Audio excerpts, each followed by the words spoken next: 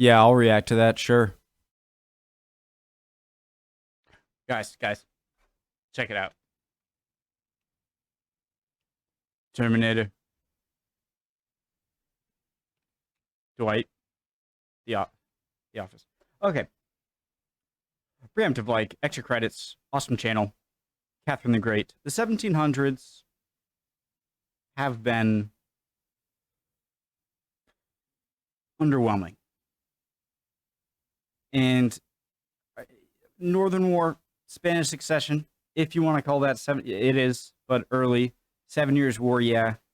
So, this could be a good person to learn about, all right? Catherine the Great, not quite Catherine yet, extra history, #1. Original link to the video, top of the description. Right below that, link to the Discord. We'd love to have you. Phones away, I toss mine, toss yours. Even if you're watching on one, throw it. Let's do it. Catherine the Great. A young girl sits alone in a cold room in a great house on the German coast and dreams of being a queen.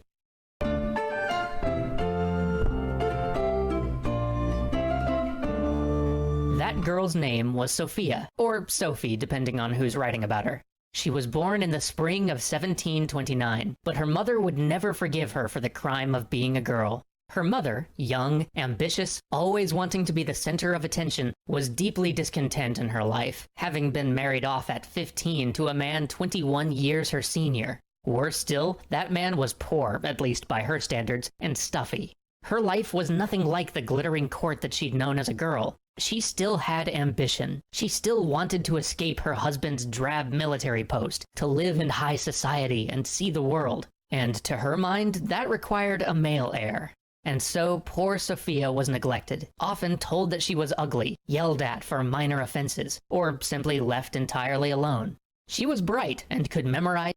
It is fascinating, almost cool, maybe not the right, how, humans are humans, woman or man, but obviously there are different paths to power throughout history. And for women, it's usually, if you want power, you have to marry, or either marry into it, or it seems that if you really want power, you need to get a son to then get in a high position. And if he's at a young age, then you pretty much have. Anyways, so it's really fascinating how, seen throughout history, all the people, like women who got power through arranging, their children. Things with ease, that makes sense. But she frequently infuriated her tutors by asking questions like, why were the with ease, or simply left entirely alone?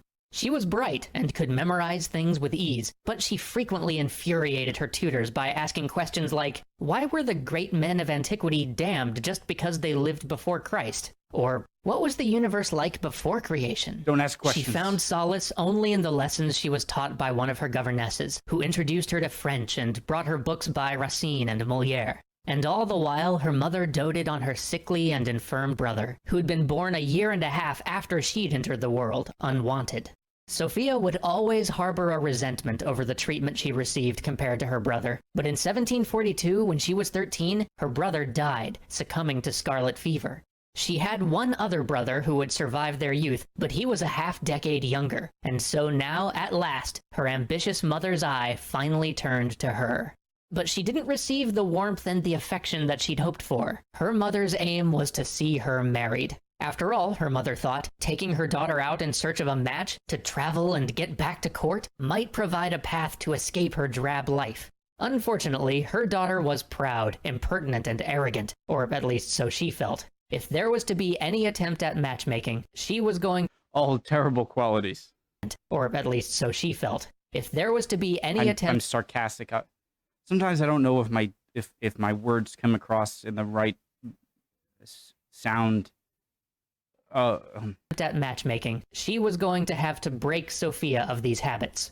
And so, Sophia learned to hide her pride, to hide her talents, and her mother began writing and visiting all of their relatives in search of a match. And she made sure that Sophia knew just what failing to find a match would mean. From time to time, she would take Sophia to see spinster relatives locked away in a convent, or shut away in a remote wing of a family house. One of these encounters Sophia would remember forever. An aunt who lived in one small room with 16 pug dogs. 16 pugs who did Old maid. What, the cat lady or the pug lady is that old of a term? everything that dogs do in that one room. The smell would haunt her for all her days. So she rapidly became enamored of the idea of marriage. She saw it as a way out, an escape from her mother. But her prospects were limited.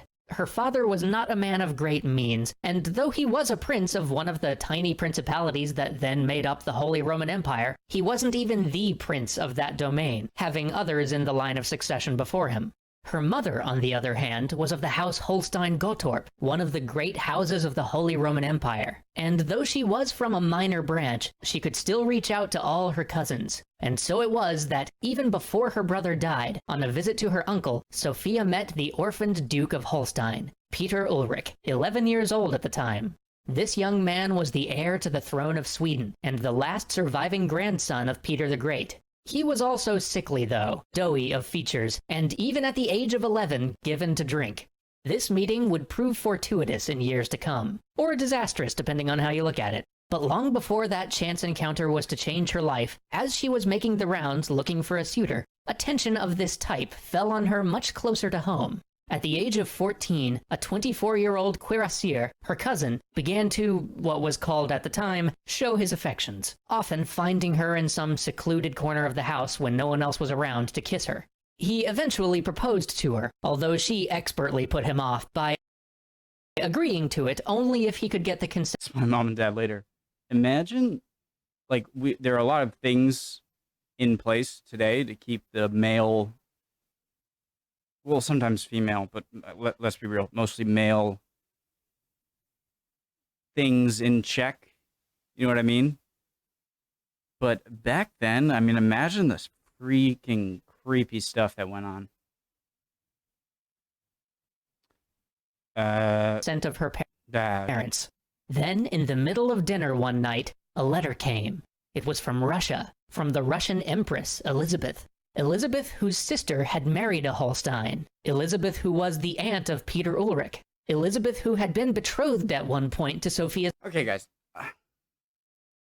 Issue here that I'm having every time I learn about Russia is their monarchs are just as related or close as any of the other monarchs, and yet Russia is such a different place from even Germany, not to mention, you know, London or you know, not to mention England or France, Britain or France. And it almost seems like it's it feels like a conquered ruling over, or sorry, a conqueror ruling over conquered. It seems like the Russian monarchs are Western European monarchs ruling over an Eastern European country. And it has that sort of awkward feeling to it. And the fact that they have serfdom for so long, and so I'm wondering, like, why does Russia's monarch seem so much different than the Russian people comparatively to other places? Does that make sense? Elizabeth, whose association Sophia's mother had been very careful to cultivate, was the aunt of Peter Ulrich. Elizabeth, who had been betrothed at one point to Sophia's uncle. Elizabeth, whose association Sophia's mother had been very careful to cultivate, regularly sending her news and portraits of her daughter. Elizabeth had recently become the guardian of young Peter Ulrich, adopting him as her own. And as such, young Peter had lost the right to the crown of Sweden, but had gained a much greater prize: succession to the crown of Russia. Elizabeth's letter said nothing of its purpose, but simply implored Sophia and her mother to travel at once to Russia. Despite the letter's vagueness, the implications were clear. Sophia might yet find her way to being a queen, as she had so often daydreamed.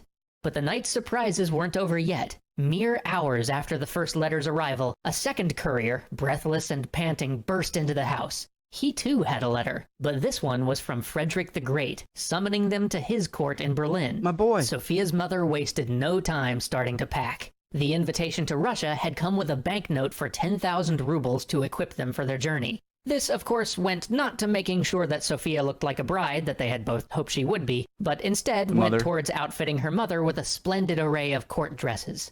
And so they began their journey, first to Berlin and then to Moscow. When they arrived at Berlin, Sophia's mother raced to present herself to Frederick, but to her shock, he simply asked where her daughter was.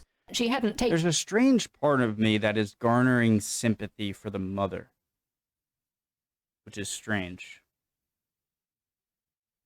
Because, like, she grew up her whole life.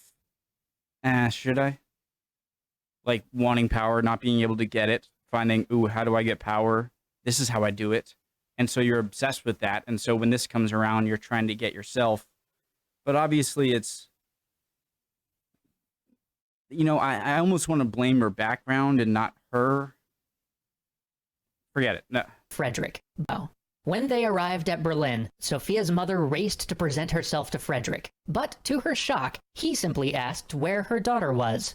She hadn't taken Sophia with her to court, thinking that the king couldn't possibly want to talk to the girl more than to her incredible self. So she said that Sophia was sick. The next day, too, she showed up at court alone, and again Frederick asked where Sophia was, and again her mother said that she was sick.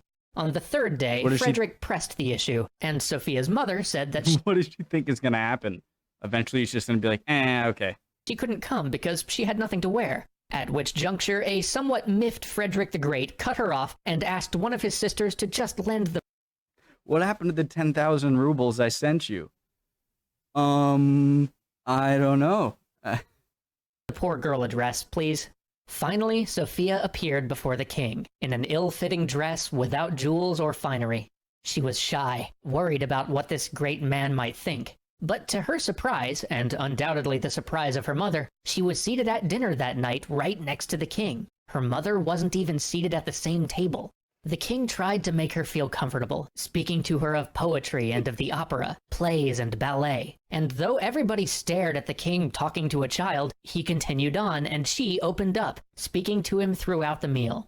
By the end, he saw in her, hidden just below that layer of humility, an intelligence and a perception.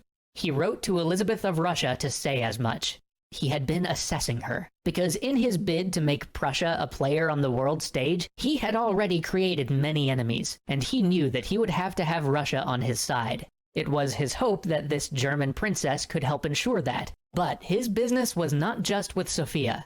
In private, his agents asked her mother to be their agent in the Russian court. They explained how one Count Bestuzhev was the sworn enemy of Whoa. It was his hope that this German princess could help ensure that, but his business was not just with Sophia. In private, his agents asked her mother to be their agent in the Russian court. They explained how one Count Bestuzhev was the sworn enemy of Prussia, and that he would stop Sophia's marriage if he could. And so Sophia's mother, Johanna, should do everything in her power to make him lose favor. Never again would these two rulers meet in person, these rulers whom history titles the Great. But it's far from the last time that their paths will cross. Join us next time as Sophia finally makes her way to Russia, and her mother sets about trying to destroy Count Bestuzhev. Next part.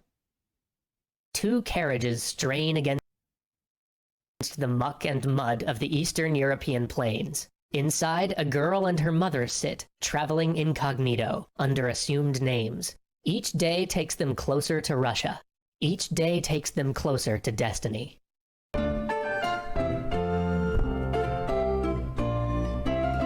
Not gonna lie, sort of confused what the role the mother was given at the very end there, but I think I don't have to rewind. I think I will understand in the beginning of this one. For the first time in her life, If I don't, I'll pause it and go back, and I'll edit that out. Sophia was celebrated as someone special. Upon her arrival in Russia, the local fort fired its guns in her honor. People whispered of her presence as her sleighs chased the court from the Winter Palace to Moscow. When they caught up with Elizabeth's court, they were greeted by ministers, and then, to Sophia's delight, Peter himself. His fish-like appearance, nervous disposition, and his tendency to babble had not abated at all since they met when she was 10. Shadow over Innsmouth? Isn't that what it's called? H.P. Lovecraft. Fish. people. But his position and his tendency to babble had not abated at all since they met when she was 10. But he was enthusiastic to see her, and her heart soared at the prospect of such a regal match. Then they were led in to see the Empress. Sophia was overwhelmed by the dazzling splendor. Never in her life had she seen such majesty. And so the ensuing days passed with her at Peter's side. And with each passing day, she learned a little bit more about how boorish and unconcerned with his position Peter was. He told her about how much he loathed Russia. He barely even spoke the language, instead preferring German in all things. It's so strange. It seems like Russia is more like a conquered area ruled by Westerners, Europeans, rather than a country with a Russian monarch, you know? He hated the culture and the religion, planned to remain a Lutheran. He even told her that he did not love her, and rather was in love with someone else, but was resigned to marry her because his aunt wished it. Meanwhile, Sophia began to realize that it wasn't Peter she had to please, but rather the Empress, Elizabeth. She took rapidly to her study of Russian and the Russian Orthodox faith. This pleased Okay, dude. Okay. Russian to learn Russian. This pleased Elizabeth, but Sophia took to her studies almost too much, staying up late at night in the harsh Russian cold to continue her practice. Soon she fell ill. Elizabeth herself rushed to nurse her, but it was pneumonia. Not many survived that That's like pretty much cancer back then, huh? disease in those days, and her recovery was made all the more difficult by the doctor's insistence on bloodletting. For weeks she lay at death's door. But as the sickness burned through her, rumor of how she contracted the disease spread. Her love of Russia for Cancer wasn't the best example because cancer can take a long time. You know what I mean? Like it's almost like a really deadly. or that's how rumor of how she contracted the disease spread. Her love of Russia, for that's how everybody perceived her ardent studies, was made known, and she became beloved, even as she slipped in and out of consciousness. Then came a moment where everyone thought it was the end. Her mother requested a Lutheran priest, but Sophia, with what little strength was in her, asked for an Orthodox priest instead. And rumor of this Genius. If this is all a ruse, even though she can't. So either, I wonder if she knew she was going to get better and it was just acting a little more sick. That would be genius. washed throughout the land. But even as Sophia's esteem was rising, her mother's came crashing down. Shortly after Sophia recovered, a series of letters that Johanna, Sophia's mother, had sent were intercepted. The King of Prussia had asked her to help him displace the Russian diplomat Bestashev at Elizabeth's court, and at this she failed spectacularly. Vastly underestimating her opponent, she got caught sloppily speaking ill of him, the Queen, and Russia. Elizabeth's ire was intense, and Sophia sat within the blast radius. A courier burst in on Sophia and Peter while they were playing and told Sophia that she was to pack, that she was to be sent away immediately. Luckily, before her exile, she managed to get a moment with Elizabeth and humble herself before her. Elizabeth's fury abated, and she decided that the child could still marry her nephew. She even allowed Sophia's mother to stay, although her standing at court was greatly diminished. Elizabeth even accelerated things, pushing forward Sophia's formal conversion to Russian Orthodoxy so that the official betrothal could take place. But at the dinner after, I wonder what the Orthodox cross like means. Like, what does the diagonal mean and the extra cross? conversion to Russian Orthodoxy so that the official betrothal could take place. But at the dinner after the betrothal, Johanna exploded in an outburst when she was not seated at the table reserved for royalty, saying that she would not be seated with mere ladies of the court. Elizabeth obliged her and sat her in a totally separate room by herself. With Sophia's conversion to Orthodoxy came a new name. She was rechristened. I don't know why. Am I insane? Like, I want to say, like, go away, but there's this small tinge of sort of feeling bad for her, even though she really has no redeeming quality. Which means I shouldn't care, right? But With Sophia's conversion to Orthodoxy came a new name. She was rechristened Ekaterina, or as we know her in English, Catherine. After this, Catherine spent her days in the royal life, dancing, attending court, going to balls, simply counting down the days until the wedding. But then tragedy struck. Peter was laid low with smallpox. Catherine waited nervously for news. Eventually, Peter recovered, but he was disfigured, his already batrachian features now marred by the scars of the disease. The first time Catherine looked upon him, she was horrified. But the illness also stirred a resolve in the Empress Elizabeth. The realm needed an heir. There was no time to wait, no time to risk some other horrible malady. And so, Catherine and Peter were married. The affair was grand, full of splendor. Catherine's dress was of the finest make, and she was decked out with jewels. All of the highest and most notable members of the court were there. There was dancing and revelry, and then, at last, the ladies of the court escorted her to her bedchamber. There, not knowing what to do, she waited alone. And she waited. And waited. 2 hours later, Peter showed up, reeking of alcohol, and crashed onto the bed, passing out in an instant. At last, her marriage had freed her from her mother, but now...